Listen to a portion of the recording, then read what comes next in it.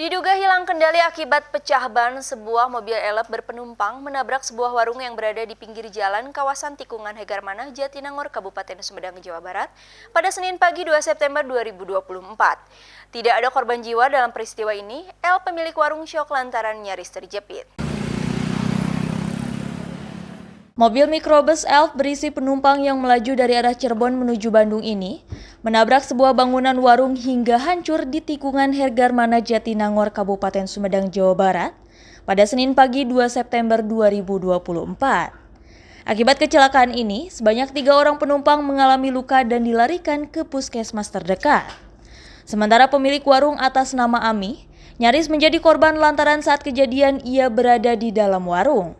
Beruntung Ami berada di sisi bagian belakang bangunan hingga terhindar dari tabrakan L. Kejadiannya mah gini ya Pak, saya tuh udah bangun tidur jam 3 lebih, jam 3 kurang lah, terus sholat tahajud pas di tempat kejadian. Jam setengah 4 habis sholat tahajud pengen ke air, ke kamar mandi yang di bawah, terus habis ke air, terus ambil wudhu lagi, tunggu sholat subuh. Pas buka pintu tengah, mobil masuk itu, ibu kaget. Kejadiannya gitu, ibu juga nggak bisa keluar, nggak ada pintu lagi. Pintu 3 teh semua pada kena mobil gitu. Sama Bapak Satpam dibantuin. Ibu sempat tergencet atau gimana, Bu? Enggak, alhamdulillah. Nyaris, Bu, ya? Alhamdulillah Allah melindunginya gitu.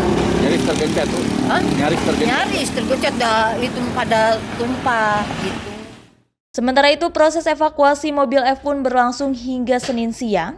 Mikrobus Elf bernomor polisi E7897VB yang dikemudikan supir atas nama Oleh pun diderek oleh mobil derek. Insiden kecelakaan ini pun dalam penanganan unit Gakum Satlantas Polres Sumedang. Dari Sumedang, Jawa Barat, Ibnu Rosyad melaporkan.